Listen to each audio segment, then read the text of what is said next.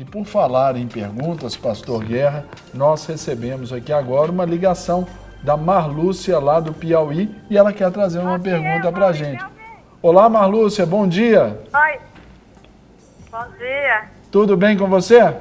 Tudo bem. Uma honra para a gente, viu, falar tão longe, ter esse alcance aí tão longe, né, em Piauí.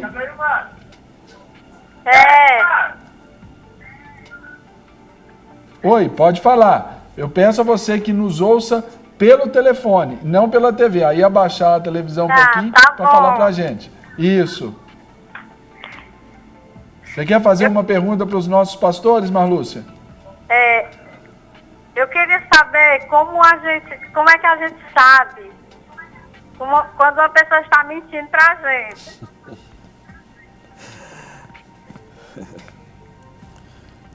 Pode repetir então, por gentileza, a pergunta? Você quer saber? Como é que a gente vai saber quando uma pessoa está mentindo para a gente? Saber quando uma pessoa está mentindo para você. Ok. Marlúcia, eu então agradeço a sua participação, viu? Um abraço a todos aí, os nossos irmãos aí do Piauí. Grande abraço aí a todos. Deus abençoe essa terra tão linda aí, ok? Amém. Obrigada. Tá. Um abraço. Deus abençoe. Pastores, e aí? Pastor Rogerinho, que é o nosso mestre, né?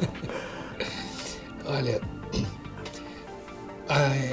estar debaixo de uma atmosfera de engano não é, infelizmente, o privilégio de ninguém.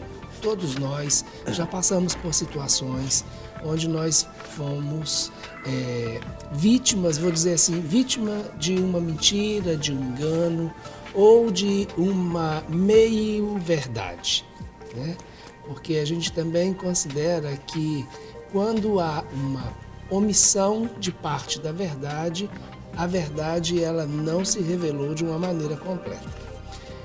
Quando você tem, e aí no caso, Marlúcia, nós precisamos elaborar algumas questões interessantes. Primeiro, quem está mentindo para nós? Qual é o nível de relacionamento que eu já tenho com essa pessoa? Porque se eu conheço uma pessoa e tenho um relacionamento com essa pessoa por um tempo maior, eu vou discernir se ela está falando a verdade ou não, até mesmo pela expressão do seu olhar. Então, alguns pais percebem isso com muita clareza com os filhos, né? Só da maneira como o filho já chega, a gente já sabe assim, tem alguma coisa por trás dessa história. Então depende, uma das questões é essa.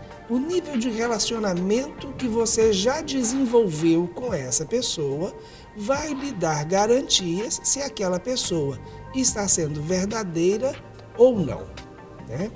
Agora, se você não aprofundou no seu relacionamento com essa pessoa, como eu vou discernir se essa pessoa está mentindo ou não? O texto diz, o texto que nós usamos como referência aqui, o diabo é o pai da mentira e ele vai manifestar aquilo que lhe é próprio. Então, nesse caso, nós vamos ver o fruto, avaliar que frutos estão sendo mostrados. Está glorificando a Deus ou não aquela situação? Esse é um outro parâmetro interessante. Agora, com relação às astúcias de Satanás, Paulo nos orienta que nós devemos ficar atentos. Tem um provérbio popular que diz que quando a esmola é muito, o santo desconfia.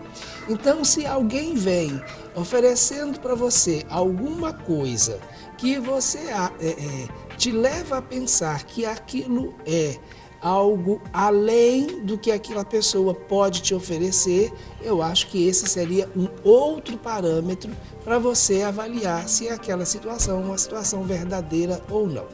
Agora, não temos como, muitas vezes, nos isentar de cair nas ciladas.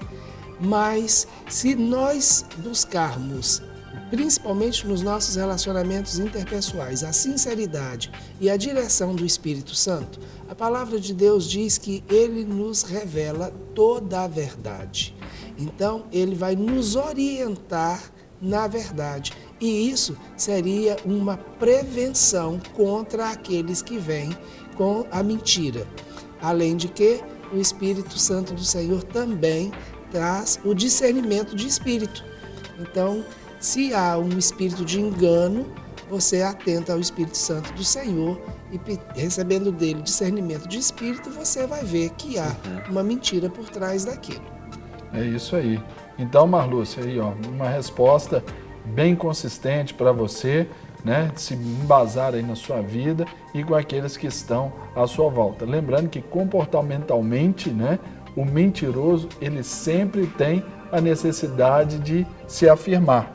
Não é isso? É aquele que sempre vai dizer para você assim, olha, eu não estou mentindo. Olha, pode perguntar para fulano e ciclano. Quem já justifica assim, pode ter certeza que ele já tem um histórico. Pode, nesta hora, estar falando a verdade. Tem necessidade. Mas já tem, ele tem essa necessidade aí dessa afirmação. Ele mente pela com palavra. testemunhas, né? Pode perguntar fulano e ciclano. É verdade, muitas vezes sim. Pastores, vamos voltar a falar ali sobre o primeiro aspecto, né, que o pastor Guerra mencionou, as caráter de mentiras sobre o caráter de Deus. Quais são essas mentiras aí? Na questão de, por exemplo, uma das mentiras que é colocado desde criança é Deus castiga. Isso aí vai... A pessoa é criada com esse pensamento que Deus castiga, então ela não tem aquela visão que Deus é amor. Ela tem a visão de um Deus mau. Então o diabo já coloca isso desde cedo. Muitas crianças são ensinadas assim, ó, Deus castiga, Deus vai fazer isso com você, Deus vai pesar a mão em você. Você entendeu? Então a pessoa já cresce. Para mim, uma das mentiras assim que depois elas ficam tão dentro das pessoas, né? Como um lodo já dentro da pessoa, que depois para você trocar isso, ela precisa realmente de um trabalho de cura interior. O que dificulta até o próprio relacionamento com Deus, né? Com certeza. Porque sempre vai achar que aquele Deus mau, quem foi criado assim, sabe? Eu, por exemplo, eu posso dizer que muitas vezes eu ouvi algo nesse sentido, e para eu me relacionar vendo Deus como Pai, foi um trabalho grande, né? Uma vez eu estava trabalhando na empresa e eu fui resolver uma coisa, estava eu e um senhor que era chefe comigo. Eu falei assim, eu vou fazer uma oração aqui para Deus me dar a direção, como que eu vou fazer isso. Aí falou comigo assim, que isso, vocês incomodam Deus demais. Vocês incomodam Deus nas pequenas coisas, só Deus é de coisa grande. E Deus está lá, você está aqui. Eu falei, não, Ele está aqui em mim. O Espírito Santo está em mim, eu vou orar. Então aí você vê a visão. Aí eu comecei a explicar para ele, eu falei, olha, você foi criado assim, você foi criado com um Deus que castiga, entendeu? E eu conheci um Deus vivo, que habita dentro de nós. Então foi até uma oportunidade de eu pregar para ele tudo. Mas, você entendeu? A concepção, ele veio de criança. E ela é passada, esse Deus longe, esse Deus distante, entendeu? Isso é passado. E o inimigo, ele passa isso. Como é que você vai ter comunhão com um Deus distante? Não é? Ele tem que estar próximo, dentro de você, né? Então, quando o cara relacionamentos diz sobre proximidade, não né? é? Uma outra mentira é que é um Deus indiferente. Sim. Né? Então, assim, as pessoas recebem essa mentira que Deus é um Deus indiferente. Por quê? Poxa vida, passei por tudo isso, onde Deus estava? Não é dito que Ele é o Todo-Poderoso, Ele não tinha poder para me livrar dessa situação? A Bíblia nos traz questionamentos assim, né? Sim. Onde está o teu Deus? Onde está o teu Deus, exatamente. Não é? Principalmente nos Salmos fala sobre isso. Né? Onde está o teu Deus? Então, o que um Deus e nas diferente. guerras também, ali no início da Bíblia, principalmente no Pentateuco, depois de Reis, Juízes, quando fala das guerras, era um dos questionamentos dos filisteus, dos amalequitas. Peraí, mas cadê o seu Deus? Os nossos estão aqui, porque eles visualizavam através dessas imagens. Dos ídolos, não é verdade? Então dá essa ideia de que o nosso Deus é um Deus indiferente, ou seja, que Ele não se importa com as nossas necessidades, os danos que aconteceram na nossa vida.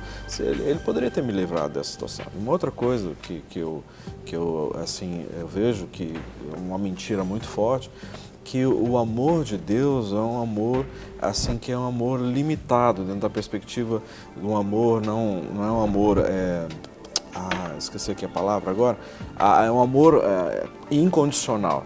O amor de Deus é um amor condicional. Em que sentido? Um amor incondicional que é um amor que está expresso para todas as pessoas, Independentemente do que aconteça, o que a pessoa faz ou deixa de fazer. Sim. O amor dele é incondicional. Então tem pessoas que têm esse entendimento. Para eu ter o amor de Deus, eu tenho que fazer isso. O que é uma barreira para o relacionamento com Deus. Sim. Olha, eu não vou para a igreja, eu não quero ir, agora não é a minha hora de me entregar a Deus, porque eu estou todo cheio de pecado, minha vida está toda detonada. Tem que melhorar primeiro para depois. Entende? E Deus nos recebe, nos aceita da forma que nós estamos. Não é? E essa é uma das mentiras. Não, eu tenho que fazer isso. Penitência, tenho que fazer não sei o que, isso aqui. Aí eu vou conseguir conquistar o amor de Deus.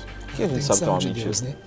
Mas uma coisa interessante, Sérgio, que a gente poderia pensar, o que tem a ver essa revelação de Deus que o diabo tenta deturpar com relação aos nossos relacionamentos interpessoais?